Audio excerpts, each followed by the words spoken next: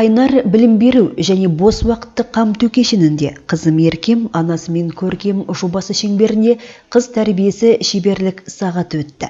Аталмыш шараға бос уақыттарын тиімді өткізгісі келген 10 жастан 16 жасқа дейінгі 10 қыз бала мен олардың аналары атсалысты. Қызым Еркем анасымен көркем жобасы аясында өтіп жатқан бұл біздің алғашқы шарамыз. Бұл шеберлік сағатының басқа шаралардан ерекшелігі. Бұған анасы мен қызы қатысады.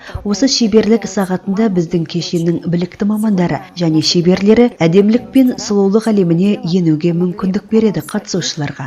Яғни шаштараз, аспаздық, тігу, денсаулық сақтау сияқты бағыттар беріледі. Бұнымен біздің шеберлік сағаттарымыз шектелмейді, жалғасын табады. Шеберлік сабағына қызым айыммен бірге келдім. Біз осы шеберлік сабағына шақырту алғанымызға өте қуаныштымыз. Себебі өзіміз үшін бүгін көп нәрселерді жаңа үйренгіміз келетін нәрселерді аштық деп айтсақ болады.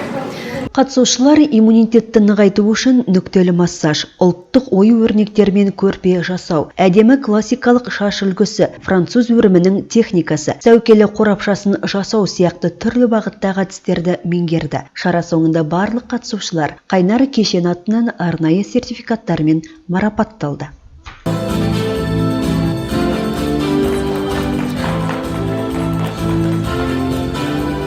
Дорогие мои участники, наши красивые, замечательные мамы и дочери, я думаю, на этом наше мероприятие не закончится.